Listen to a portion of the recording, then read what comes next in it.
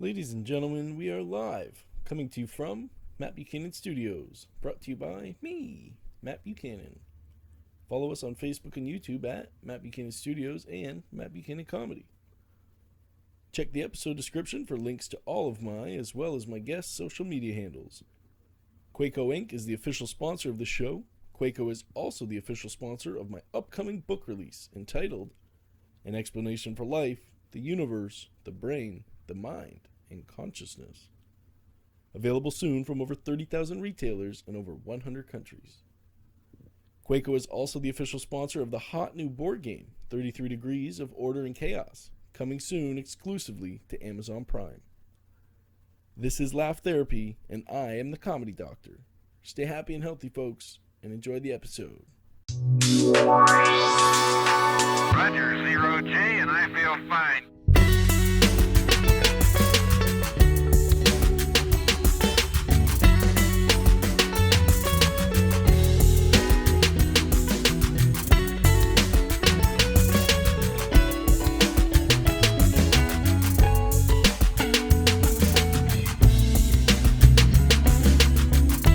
Liftoff and the clock has started. Ladies and gentlemen, welcome to Matt Buchanan Studios. Here we are. This is the introductory episode. I'm going to talk to you a little bit about what to expect from Matt Buchanan Studios, the types of projects that we'll be working on in the near future, and the overall premise and goal of the show here. It's a dual initiative and a few different fronts with an interest on science and comedy related topics and those types of guests. This is a effort to continue my own personal interests and be able to dive deep into the realms of science and comedy with fellow comedians and fellow scientists. So a little bit of background on myself. I am a PhD neuroscientist, officially defending my PhD in April this year of 2020. And I am also an amateur comedian. I technically have been paid for some shows, but I would classify myself as an amateur comedian.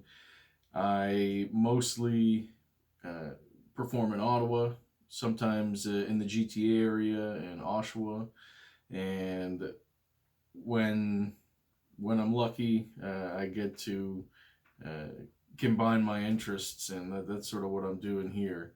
I'm really happy that I'm able to pursue these things that I really enjoy, like science and comedy, and so that's what this is going to be all about, being able to discuss those things and hot topics in each of those areas. My comedy career started around the same time as my professional neuroscience career, I suppose. It officially started, hey, what's up, buddy? Cat just came in. He might hang out for a little bit. I officially started my neuroscience career in 2014. So I just finished my undergraduate, and that was in cognitive science. And then I entered into a master's program in neuroscience, and then ultimately did what was called the direct entry PhD. And this is when you go from an undergraduate to a PhD and you skip the master's degree, but the process involves applying through the master's program first and then being nominated into the PhD program. And so that officially started in 2014. So essentially I did this first year of what was then my master's, but then became year one of my PhD. And here I am, and it's been a long time coming. I'm very excited to have completed everything that I've completed so far, and all the work that I've been able to do, all those different experiments, and I'll talk a little bit about that. But just to parallel with this, it's around the same time my comedy career had started, maybe a year or two before that, toward the end of my undergraduate, in like year 3, year 4 of my undergraduate. So I was like 20 years old or so. And my buddy George Bernick, one of my best friends, he was doing comedy at the time as well here in Ottawa. And, you know, we'd been hanging out a lot, and he knew that I was into comedy, knew that I was working on it. And so he sort of gave me that extra bit of push to get me out there and get me doing comedy on stage and introduced me to the clubs and the owners and the sign-up process of how that stuff works. And at the time, and so that was great. That was the beginning of my comedy career. And it also saw a couple year hiatus during my PhD for reasons of commitment to the science and everything else that I had going on. It's just there's periods when you're doing your PhD where you're working 70, 80 hours a week, and you're in the lab and you're crunching data, and you don't have time to do anything extracurricular.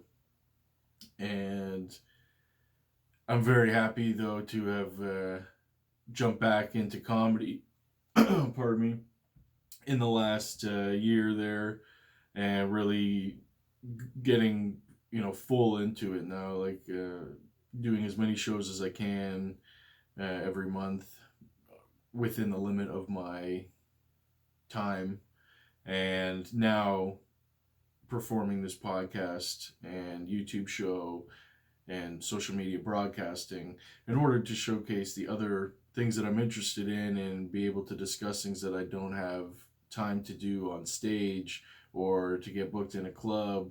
So I can do this on my own time, and it's something that fits much better, for a scheduling point of view. Not that that matters to you, but it's just, time management is an important fucking skill to acquire, and to keep that tight is something I've learned through my PhD, how to set time limits on things and to set specific dates, times, deadlines, sticking to them, and just being disciplined. So to give a little introduction, I hope to elucidate some things about what it means to do a PhD in science and in general, so that individuals might find it a little more demystified. It's not it's better to say what it is than what it's not. What it is basically is a 4 to 5 to 6 year. It depends. If you go to Europe, you might do a PhD in 3 or 4 years. Most of the time, generally a PhD, I'd say on average, is a 5-6 year commitment, which basically entails you being hired by a laboratory at a university or a hospital or a privatized research institute, which would be affiliated with an academic research institute, therefore being able to do the PhD. And they hire you for that amount of time, 5-6 years, and within that time you're expected to complete, say on average, 5 experiments, primary experiments, which you are the lead author and the lead scientist on those projects, under the supervision of a professor of the university who is also a scientist, in my case at least, in doing a PhD in neuroscience. If it was in English, then that person, you would be doing a PhD in English, you would get hired to work under an English professor probably, and you would have to write about that. But I don't know as much about that. So from a science point of view, this is how it would work. You get hired, you work in a lab, and you contribute there. And though you have those projects which you're a lead on, and then you have usually many other things which you're able to contribute to, which would generally be other people's projects. So most labs have several graduate students. Graduate students being somebody enrolled in a master's or PhD degree who's been hired by that laboratory. And of all those graduate students, and then there's lots of undergraduate students, second and third year volunteers, and fourth year people who are doing their honors thesis in a lab. So there's all these ways that labs establish students, and then you might have lab managers and research assistants and people hired by the labs. So all those different projects that are going on under the lab head, who is your supervisor, i.e. the professor or scientist who owns that lab at the university. And you might get the opportunity as a graduate student to not only lead your projects, which are a requisite of your PhD, but also to contribute to other people's projects who are in your lab. And of course, this is a opportunity for everybody in this way because it's a part of the team building within the laboratory, but also it's a way for you to collaborate and work on different projects that might be somewhat outside of your interest, and it's a way to establish your publication record. So I'll take a second to talk about that briefly because, again, it's something that I believe is a bit mystified in the public community. The idea of what is a scientific publication? A scientific publication is what the result. It is the result of all of those experiments that I would do during my PhD. So let's say I'm running 5 experiments over the course of 5-6 years. You then will hope to publish 5-6 papers by the end of that, and you're say 6 by the time you're at the end, that you will have published the results of those experiments. That's basically what you're doing. Like you would have done back in university, or like you might have done even in high school, you writing a paper about the introduction, the results, the methods, the conclusions, a discussion, etc. And you submit that to a scientific journal. And a scientific journal is a body who is governed by a team of scientists, often formed in a business. So they are profitable, they are companies, and they are often corporations. And these scientists serve as editors on the boards of these publications, these journals, and they review the work that you submit. So if I complete an experiment and I want to submit it to a journal, this journal has the opportunity to review my work and decide if it's suitable for their topics and the scope of what they do. And then if they decide that they like the paper from the editor's point of view, they'll send it to a team of external scientists known as scientific reviewers. This is the peer review process, the process which your work as a scientist undergoes review by your scientist peers, and they evaluate it, critique it, and tell you what was wrong with it, essentially, or potential faults in your methodology, and they ask you to fix things, and they ask you to confirm things, and basically it's your way of, or the scientists and the scientific literature's way of preventing invalid results or something that's been falsified, or just that it's the real safeguard against poor data and shitty science. So let's put it that way. And so you undergo this peer review process, you submit your papers to these journals, and hopefully they are accepted by those journals. Sometimes the journals don't accept them, and sometimes they don't accept them for different reasons, based on prestige, or if they don't necessarily fit the scope of what that journal is writing about at the time, or certain journals have certain issues of certain times of year, and you have to be within those topics to publish in those journals. So that's that. When you are publishing, you might have heard of something like the Journal of Nature, and there's another journal called Science, and there's 1,000 other journals with similar names, and they're all ranked based on some scientific criteria, you could say. It's like a social score, and that's actually something interesting that I want to talk about at some point, is that there's been some discussion lately about how in China they're adapting this model, which was seen in like a Black Mirror episode, about people having a social score, kind of like having a credit score, and that social score is plays a role in your ability to participate in certain activities, or go certain places, or be admitted to certain events, or that sort of thing, and that this social rank will determine a lot of things for you. So this is interesting because there's a lot of controversy about it.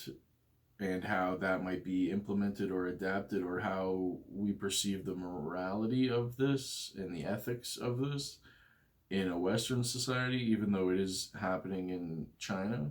But to an academic crowd, we already employ these types of metrics, and not social ranks, but ranks of science and science output.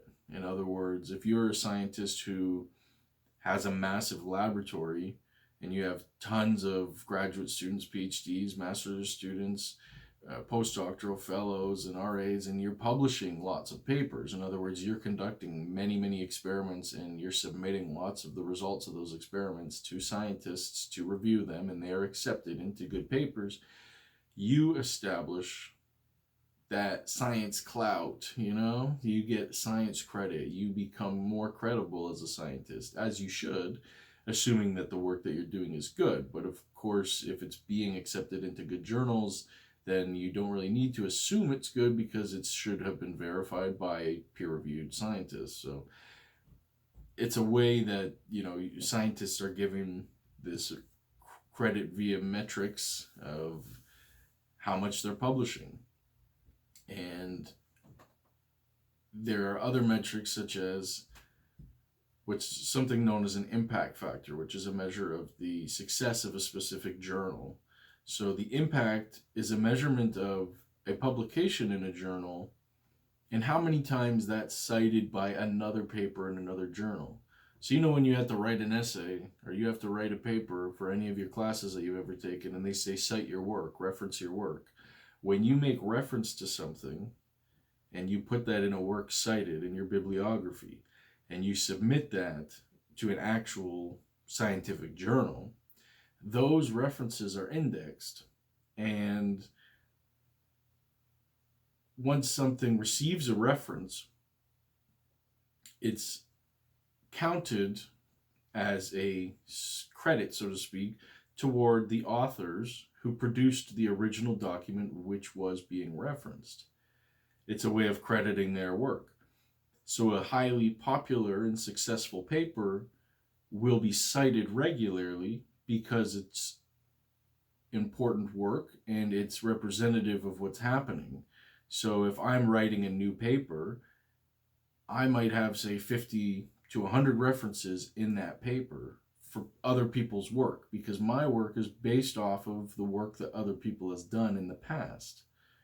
I'm not reinventing everything that I'm doing. I'm just innovating. I'm applying a new technique, or I'm applying a new approach, or I'm filling a gap that was not previously addressed in the literature. But there's still lots of other work that's been done that is able to inform what I'm doing. And in order to respect and pay tribute to the people who did that work, we would make reference to them in a work cited. That becomes indexed by journals and metrics, and a highly cited paper becomes an important paper, and that reflects on the importance of the researcher.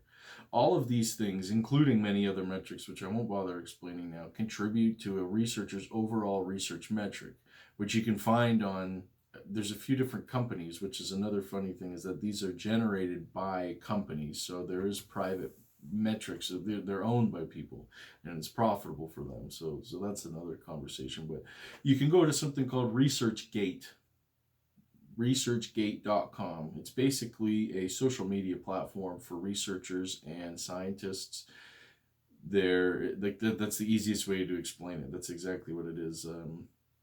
It's very different than something like LinkedIn. Like, that's a very professional type space. A lot of scientists and doctors and researchers are on LinkedIn, and they're on Instagram, and they're on Facebook as well. But ResearchGate is very specific for people who publish. It's a place for you to write about the work that you're doing currently, to index your own publications. It's kind of like an online CV, again, in that way as well, that it lists all of your current activities and your work. And if you're a professor of whatever university, it displays this. And of course, it also displays your score to everybody else who's there, and how you're doing as a researcher. Now, a lot of researchers don't necessarily take this very seriously. It's not something that I think is really comes into play even in job hiring.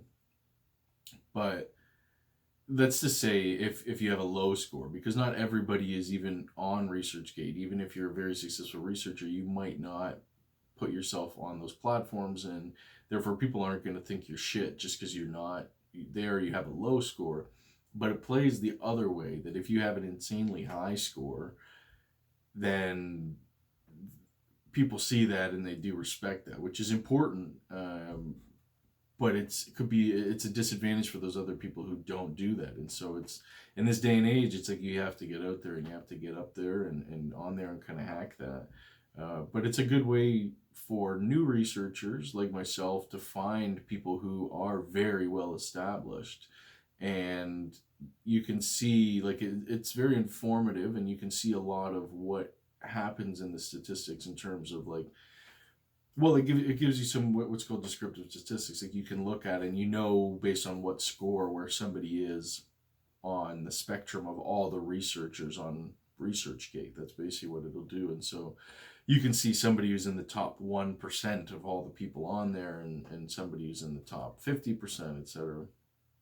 So, yeah, I don't know. That was just a bit of a tangential side on the implementation of social metrics and social scores for individuals, and the fact that it's already something that's happening in the scientific community. But of all people to hold accountable, I think scientists are important people to hold accountable. But how about something like that for politics? Wouldn't that be kind of nice if we had like a metric that we could, not just for their fucking popularity or their clout, but it was something about their actual personhood, and they had an actual score, and that we could look at that and rely on that. That would be kind of interesting. And it was like an open channel like ResearchGate. So that's a bit about science. That's kind of the whole idea. That's the picture in a real quick nutshell. Well, that's what you do as a scientist, and to become a scientist, you finish an undergrad, you do a master's, you do a PhD, and then the PhD, like I said, basically what it is you're working as a scientist for 5 or 6 years in a lab under the supervision of another well-established scientist, and they teach you stuff and you learn from them, and you collaborate with other labs and other hospitals and the other students in the lab, and you acquire those skills.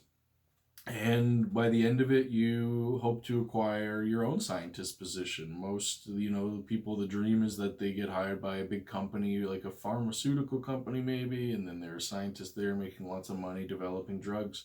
Or they get hired by a university and they can become a professor. This is kind of one of my end goals, is to, be hired full-time as a university so I can teach and do my own research and have my own laboratory.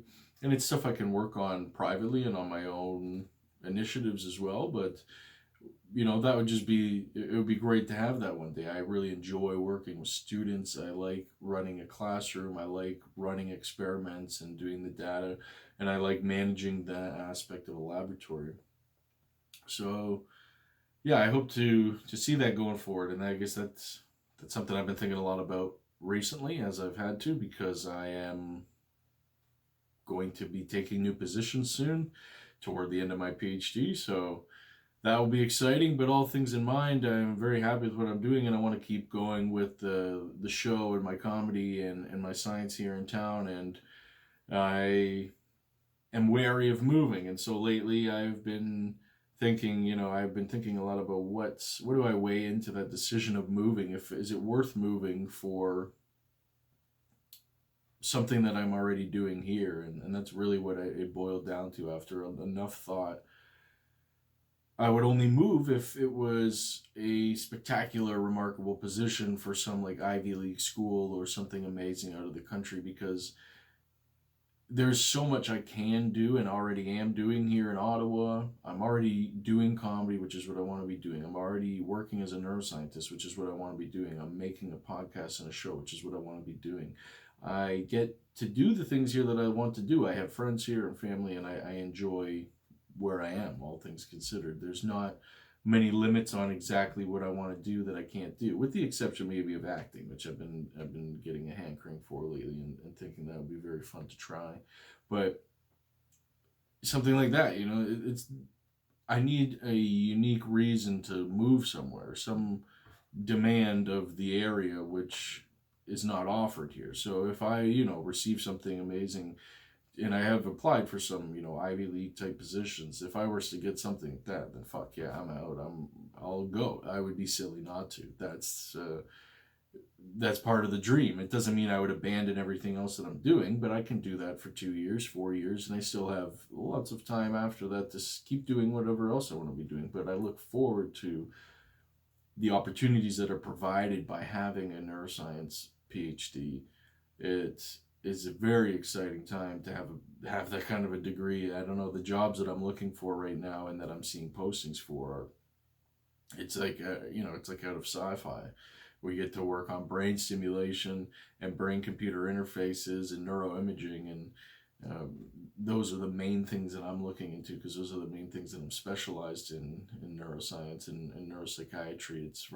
I'm very much a clinical neuroscientist, to make the distinction from most of my colleagues at the university work in animal neuroscience, doing like molecular and chemical based neuro and rat models or animal models.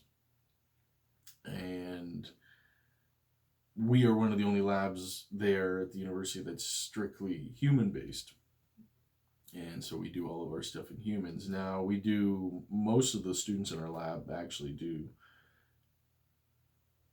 human based experimental cognitive neuroscience. And cognitive neuroscience is in the exploration of neuroscience, which focuses more on the cognitive processes and how the brain expresses these cognitive processes and manifests them. Whereas, and that's from like an experimental point of view. So you're asking more questions. You might ask things about imagination or emotion, or how somebody responds to specific stimulus. Whereas clinical neuroscience, which is my focus specifically, is more on the medical applications of neuroscience and how we can use information about the brain to inform clinically the diagnosis, prognosis, and treatment of mental health and neurological disorders. Basically, the whole suite of neuropsychiatry and neurology. And this is the type of neuroscience that excites me the most. I do really enjoy all aspects of it, but this is what really excites me, and that's why my PhD was largely in a collaboration with the Children's Hospital of Eastern Ontario and the neuropsychiatry lab, and my PhD in neuroscience through the Carleton University at the Neuroscience of Imagination, Cognition, and Emotion Research Lab. And so we got to do this collaboration, and we did clinical neuroscience. We got to work with kids, and we did brain stimulation studies, and we did neuroimaging studies in twins and in adults, and we looked for new diagnostic measures, and we looked for phenotypes, which are like another, I guess, basically a fancy word for subtypes of diseases. So like if you have depression, there is different ways of that expressing itself in the brain and in different persons, and those have subtypes. So you could call it a subtype, which is like, oh, there's this variety, there's this type of depression and that type of depression. And one might be more anxious depression, one might be more suffering style type of depression. But at the end of the day, these subtypes can be represented by neuropsychological and neurological phenotypes, and we can find behavioral phenotypes we can find manifestations of behavioral phenotypes in brain imaging. So using signals from the brain, we can find specific areas and criteria within the brain which align with each subtype. And This is, for example, one of the amazing results that was published in the Journal of Nature, one of the best journals known, with one of the highest impact factors. And this was done by Dr. Connor Liston, a Canadian scientist, and partnered with Dr. Jonathan Downer. They also published in The Lancet, which is the Lancet Psychiatry. It's like the other top journal in the world. So two of the world's top journals, they published this in 2018, a couple papers where they showed using fMRI, functional magnetic resonance imaging, they identified 4 specific phenotypes or subtypes of depression. And they were all depressed individuals, which displayed a specific behavioral distinctions, but ultimately they all experienced the same underlying disorder. And what happened was through the fMRI, they were able to establish subtypes based on these behavioral phenotypes. Then they took it a step further, got even better than that. So this was the major work of Connor Liston, Dr. Connor Liston. He did this fMRI stuff. And he took it then a step further with Dr. Jonathan Downer, where they actually applied brain stimulation, and they found that there were specific brain stimulation protocols that would work better for treating depression when they were tailored to the specific subtypes which they'd recently identified. And therefore, the neuroimaging directly related back to the treatment options, and it informed the treatments. This is clinical neuroscience at the purest form. This is as close as you can get. You're applying neuroimaging, you're linking that back to the subtypes, and then you're finding subtype treatments so that you're directly treating what that individual needs and what that type of syndrome requires. This was one of the initiatives of my PhD as well, was to combine neuroimaging with brain stimulation, and that's exactly why I was doing that. I used a different type of neuroimaging called electroencephalography, and this records the electrical output of the brain, and it does so using electrodes, which are sensors, and these sensors pick up the electrical responses which are emitted from the cortex, the top part of the brain, and picked up on top of the scalp. So you just place them on top of the head. Like if I could have electrodes embedded in these headphones and it could read some of my cortical activity if they were a medical grade electrode. Now, my goal was the same thing as Connor Liston and Jonathan Downer. I wanted to combine electroencephalography with brain stimulation in order to better inform the treatment protocols for individuals with specific subtypes of diseases. And so in all of the electroencephalographies that we did, we looked for subtypes among children who had various conditions like ADHD, oppositional defiant disorder, conduct disorder, anxiety disorder, major depression. They had various conditions, and we're trying to find if there were specific abnormalities in the electroencephalography, the EEG, which could inform the protocol, the treatment protocol for that child who might receive brain stimulation.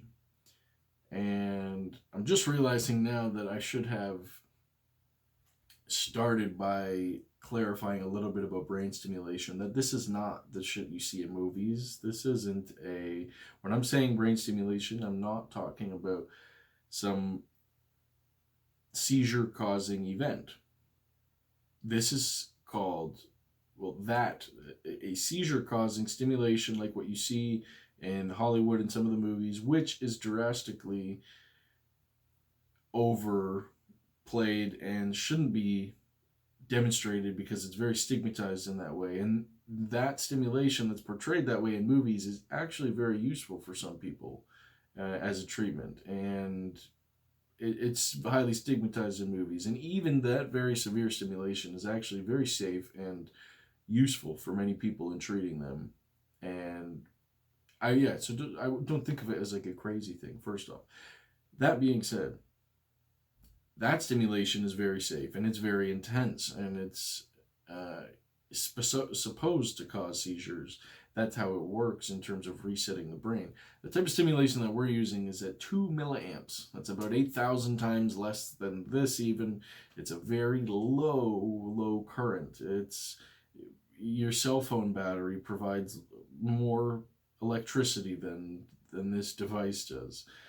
It's a very low amount of electric current, but what happens is when you introduce this electric current, a mild one, into the brain, it can change the membrane permeability. What that means is it can make an action potential more or less likely to fire, depending on if you use a positive or negative electrical stimulation.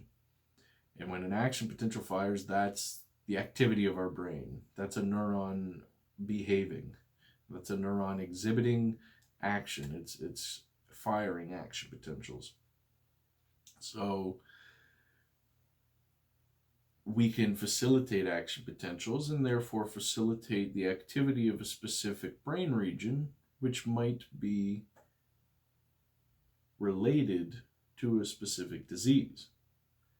This is clinical neuroscience. This is it. We are taking sensor and detecting electrical activity from your brain, and then we are learning how we can alter that electrical activity in order to correct potential abnormalities which have manifested due to individual proclivity for a specific mental health or neurological disorder. It's a step more toward a cure, let's say, than even a treatment. It is certainly only a treatment, but the idea is that it's, we want to get closer to curing things in this way than only treating them. So this is a lot about what my PhD was about, and hopefully through the course of many episodes I will talk at length and in depth about specifically all of the experiments that I've contributed to. I ran over 5 major experiments for my specific PhD. I've then participated in a few other major experiments for my private work, where I was a research director at a private medical clinic here in Ottawa, and I have participated in like at least half a dozen other projects at the university through collaborations with other people and my supervisor as well. So I've had the chance to work on a lot of stuff, and I'm excited to talk about each of them. And I think one of the most exciting things and most topical right now is that of brain-computer interfaces and what's happening with that in the field right now. And in brief, a brain-computer interface is any connection between a brain and the computer, usually done via neuroimaging. So you use some neuroimaging tool like an electroencephalography or an fMRI, something that can take a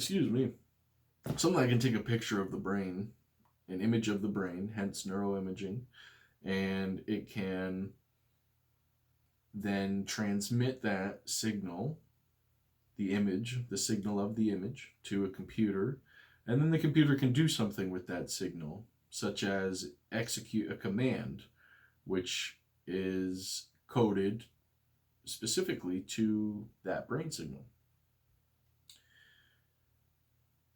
This is, in a simple explanation, what a brain-computer interface is, but there's much levels to this. There is high levels of fidelity in some brain-computer interfaces, BCI for short, BCI. Also, some people call them brain-machine interfaces. It doesn't fucking matter what it is. Sometimes terminology gets cloudy, but it's the same thing. So in these BCIs, it's a very fascinating time for what can happen with them and the range of capabilities. There are very rudimentary BCIs that have existed already for, I'd say, upwards of 2 decades. And technically, any neuroimaging is a type of BCI. It's just by virtue of connecting the brain to a computer and then we're processing the signals on a computer. That involves the brain computer interaction. I guess what's lacking in that exact example, well, even there's still an interface. The interface would be the software that you're using to process that signal. The thing that is lacking, though, is, I guess, the execution of some command after the acquisition of the signal. And the idea of brain computer interfaces from a medical point of view, from clinical neuroscience, is you could use it to motorize a wheelchair, so you can control a wheelchair with your brain if you're paraplegic, for instance. Or you could, just by sending signals, you can transpass, I don't even know if that's a word, but what I'm trying to say is you could transmit signals past the spine to your legs, for instance. This might be possible. You can control a prosthetic arm, and then there's lots of military applications that they're interested in and how they can use a brain to interface with a computer, and there's lots of consumer applications like video games. And indeed, there is already a company in 2020 right now that manufactures virtual reality devices which connect to your brain, and there are games available on the App Store where you can execute commands like doing magic or something like that with just thinking in the VR world. That's the shit that once that comes around, I'm gonna be 700 pounds and I'm never gonna be getting out of bed, and I'm gonna be living in there. And I don't know if everyone else in the world's gonna be on board with that, but I don't know. That's going to be a time, but I'm fully ready to embrace this type of tech. I don't know. I think it's cool shit. Hopefully I won't die from obesity, but, we'll cross that bridge when it comes. Or I won't cross it because I'm going to be in bed in the VR world. We'll figure it out, that's all right. The point is, this is already happening. There's already companies doing this. Motherfucker. Okay, you guys give me a break here for 1 sec. I gotta make sure that this shit's still running fine on the camera.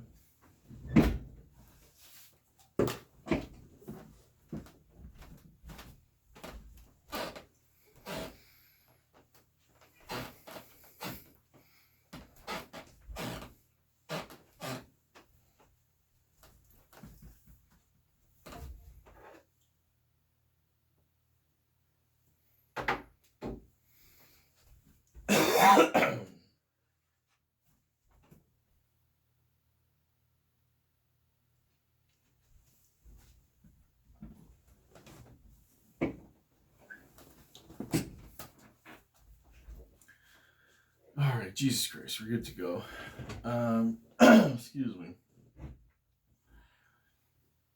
So yeah, this is just supposed to be an introduction. I am always gonna end up fucking talking way too much about everything, and so yeah, this is a good example of what to look forward to, because that's exactly what to expect, is that I'm gonna start talking about something, think that I know where I'm going, and then it just keeps going about neuroscience or comedy. That's at least what you can be confident about, that by the end of it, it's going to be about one of those two things, and you can keep me talking about that forever. I could keep myself talking about either of those things endlessly. So that's the way that is.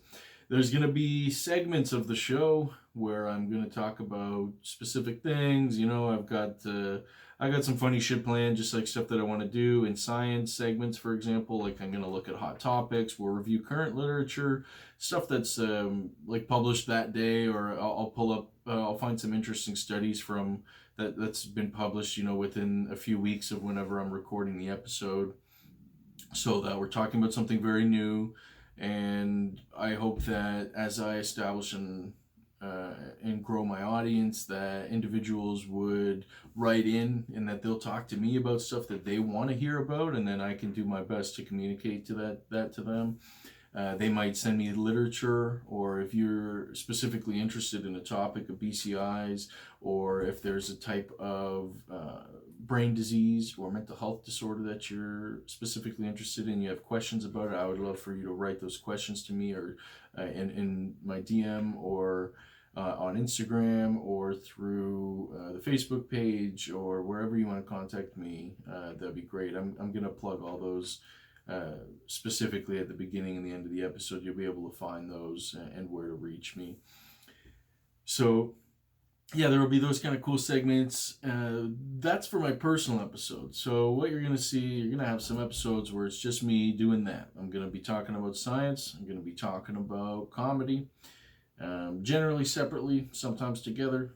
And it's all under Matt Buchanan Studios. It's not a separate podcast per se, but the topics are different, and it's all going to be published there, and it's all going to be recorded here by me, and you can find both of them. They'll be there, and that's what's going to happen. But I will also feature lots of guests, and this is something I'm very excited for. We've actually we've had several guests in already, and I'm saying, I'm the royal we, as it is, or maybe I'm just thinking of the cat. It's us. He's always involved. Lilo is also a host of this podcast. You'll see him around. He's in here, but I think he was actually just chilling on the table right there, but I don't think you can see him with this angle. That's kind of sad. You'll see him though, lots. He's featured in the episode with Janelle, and at length he's there. He'll be around. As he is the co-host of the show, Lilo the cat, silver fur, cool guy. He's like 12, so he's like fucking 50 in cat years, and yeah, that's what's up. Now the other thing, so we're gonna have guests on the show. Scientists, professors, and we will talk about their research focus, so their expertise. Just as when I'm talking about my science stuff, it's going to be generally within my expertise, and this is going to be really exciting. We're going to have lots of cool people chatting about all kinds of hot topics in science right now. And for comedy, the first series that's going on that you'll see episodes of here, we have local, and I say comedy, but it is a little bit broadly in the art scene. It's just in general Ottawa arts. So that would include musicians and music producers as well. But I've focusing on the comedy community with people who are producing comedy shows right now. So there's a lot of comedians who produce their own show, where they're at a bar in town, they're at a diner in town, or they're at the club in town, and that's where they host a show there. They organize comics, they get features, they get hosts, and they bring them in, and this is their show. Some of these shows run every week, some of them run once a month, some of them run right downtown. And everybody's probably aware of Absolute Comedy and Yuck Yucks, two of the best clubs around, and two of my favorite places ever to do comedy. But you might not be aware that there's at least 10 other good shows that go on in the Ottawa area, produced by these individuals who I'll be having on my show. And we talk about their show, what they're doing with their show, how they came about deciding to produce a show. Some of them have only been doing this for half a year. Some of them have been doing this for 6, 7, 10 years, for a long time. So there's going to be a broad range of everybody who's there, but my goal is to showcase all these people who are putting on and putting in this amazing effort for the city and for the comedians in town to be able to go out and get stage time and go and watch, have people come and watch their comedy. So we owe that to the producers, and so I'm having them all on, and we're going to talk about the shows that they produce and what motivated them to do that, how they organize their show, how many acts do they have on a typical show.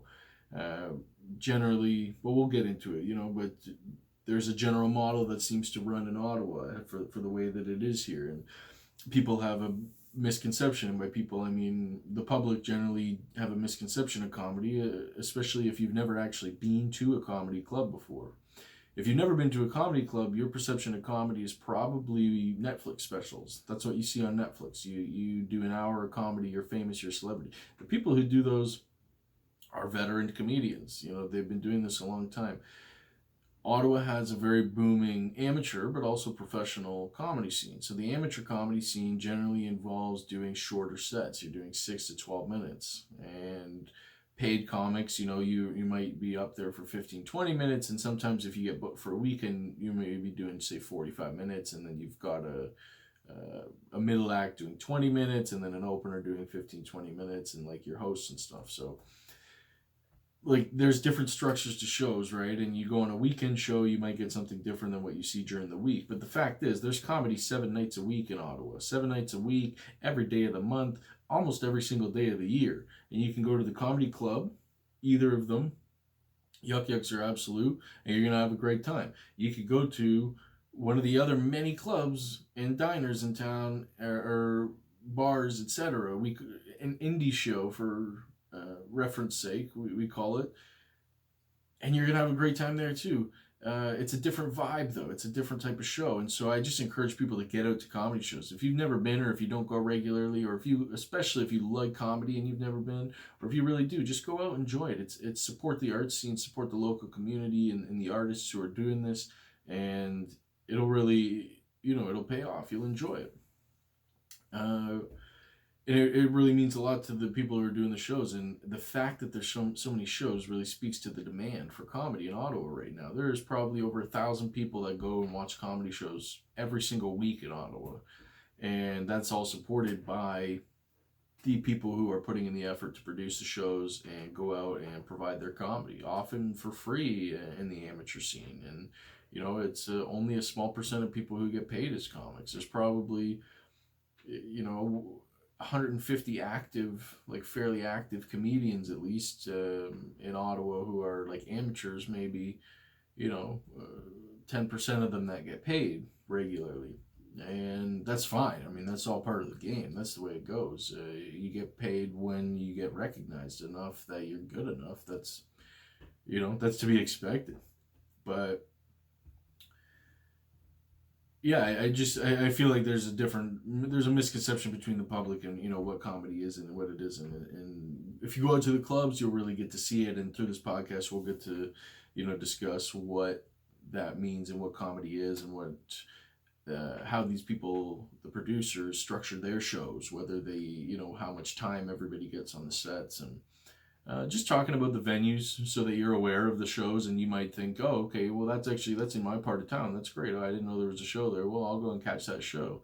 And I hope that you'll do that and go and check that out. Or, you might find out that there's a show at your favorite bar that you never knew about because it's a new show now. And all these other diners. And it's just a fun thing to do in town. You're looking for a good date option. You want something to do. So it's going to be great to have all these people on, and there is that theme. And if you're a comedian and you're interested in ever starting your own show, or you're a producer, hopefully it'll inform your opinion and your thought process on making those decisions, and it'll give you some point of reference to have the advice of all these people who have already done it and been in that boat before for how to make a successful show.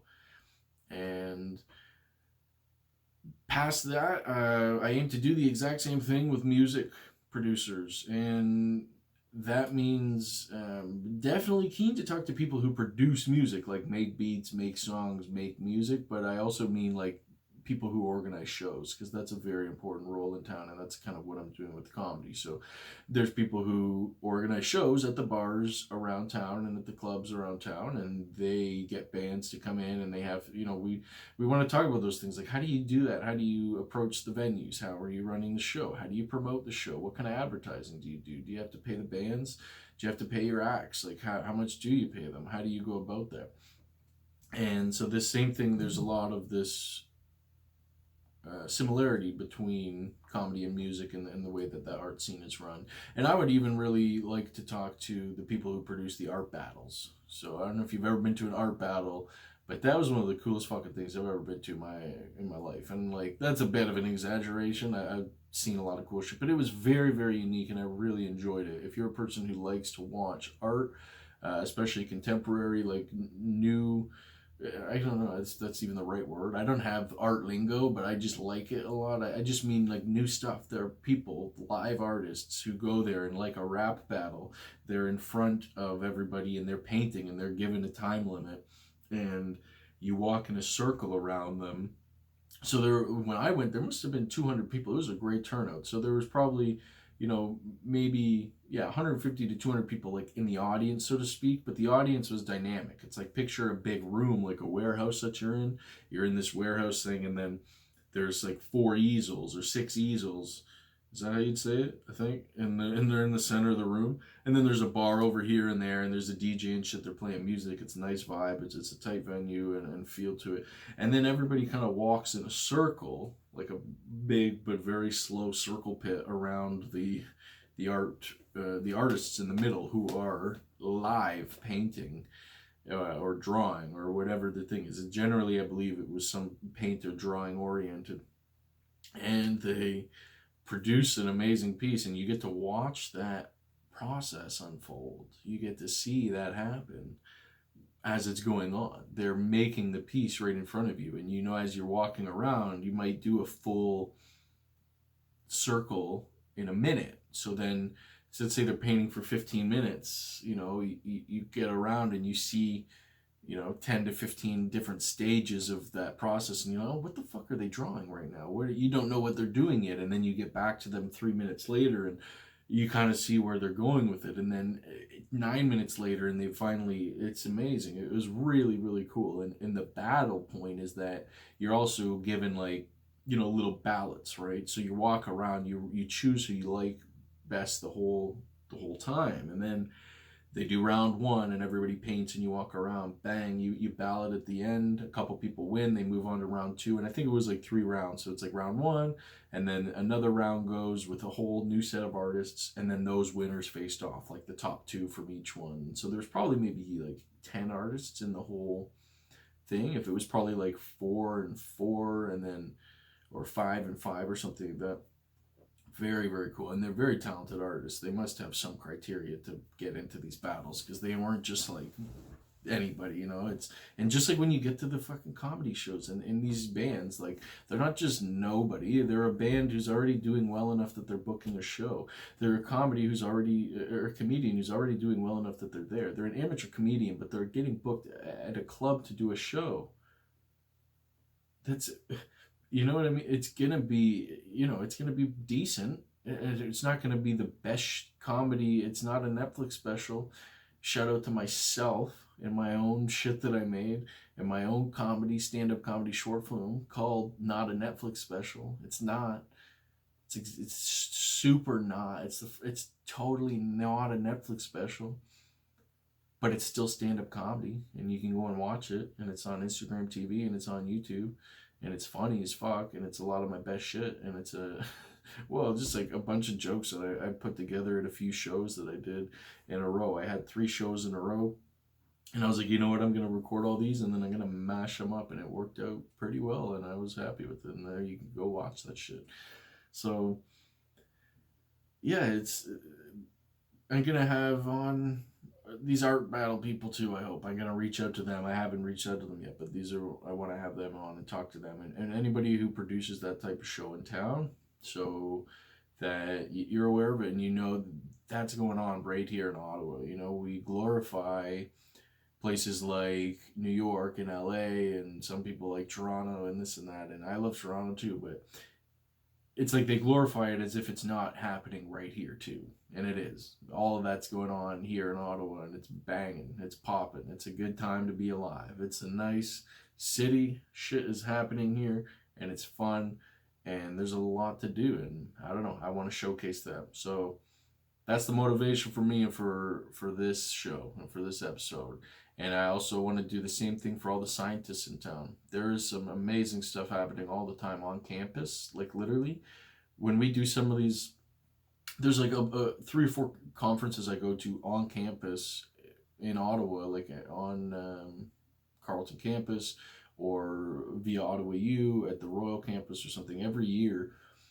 And holy shit, this like the stuff that people are doing right here in the city, so close, like literally on campus too. Like it might be in this like the same building as me, is insane. It's amazing. It's truly like I know was talking shit earlier about, if I get an Ivy League type offer, like we're doing Ivy League caliber stuff out here too. Really, it's a cloud thing out there and this and that, but we're doing that stuff here. It's pretty amazing. So uh, it's just we don't have as much funding and as much money as they get out there, and so the scale is a bit different. But as far as the novelty and the level of execution and productivity that we have going on and the caliber of the scientists themselves, like we are extremely competitive. And by we, I mean just all the talented scientists in Ottawa. So through each of these avenues, I'm going to enjoy talking about science, having scientist guests, and having comedian guests and the producers and all of these people from the art scene. That is what you can expect from this show. That's my goal. I aim to bring on really fun people for you to hear from and learn from. And I am very open to collaboration and other people who are interested in making shows or being on the show. And I'm very into cross-promotional stuff.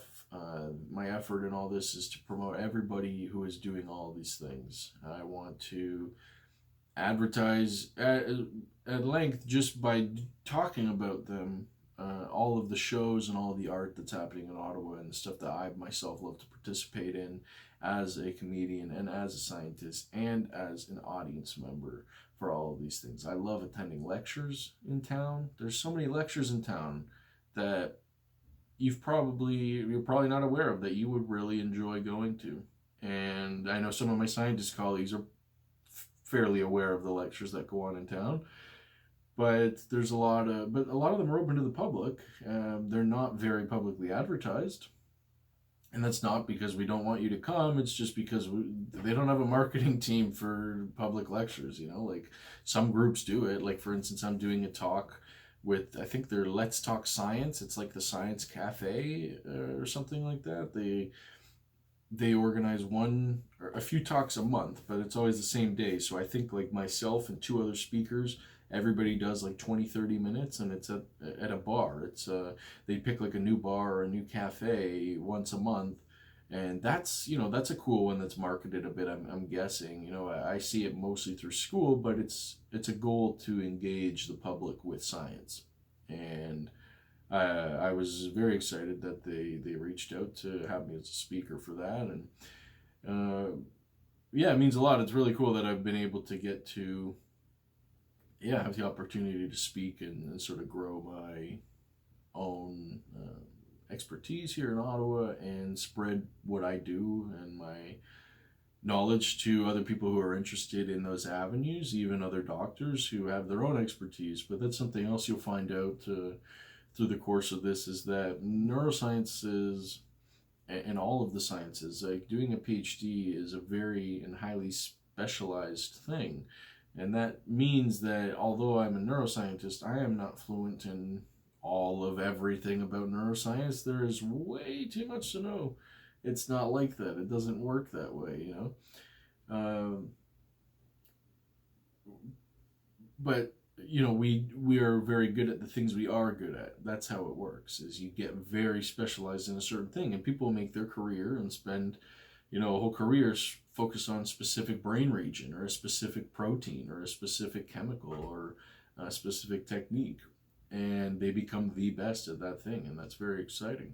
And that's I am very specialized in a few certain things, and that's the things ideally that I'm very interested in. And I've been lucky to have the opportunity to professionally work on stuff that I actually have a passion for and love. And this is my pursuit for comedy as well. I'm just doing what I'm doing and trying to get out there and be on stage and make stuff that makes people laugh, and establish myself more in that way too.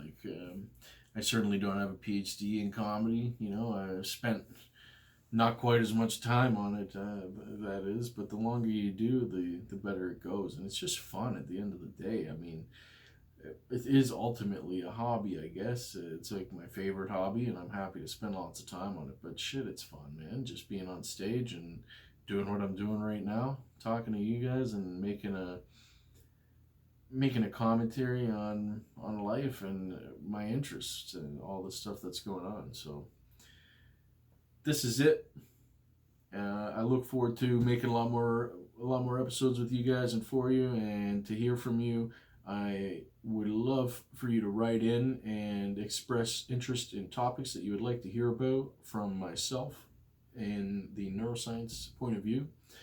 And if you have comedy topics, that too, for sure. I love hearing about new comedians. If you have comics that you'd like to share and tell me about and tell the group about, and we'll be doing some segments that involve that, and there will be some other, well, you'll see when it comes up when we do the first official of the comedy episodes. This is let's call it just the Matt Buchanan Studio introduction episode, because we're introducing you to Matt Buchanan Studios, Matt_comedy, and the science side, Buchanan Neuro. So you can follow me on Twitter at Buchanan Neuro or at Matt_comedy. And you can follow me on Instagram at Matt_comedy.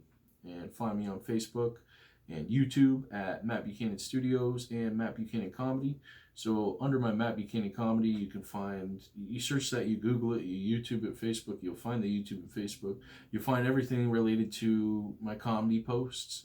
And the Matt Buchanan Studios page is just where you can find everything. So if you want to find my comedy, if you want to find anything that I've been producing or that I'm working on, including all the science, the comedy, audio papers, lectures, all that stuff is going to be produced and published by Matt Buchanan Studios, and you can find that on the Matt Buchanan Studios Facebook page or the Matt Buchanan Studios YouTube.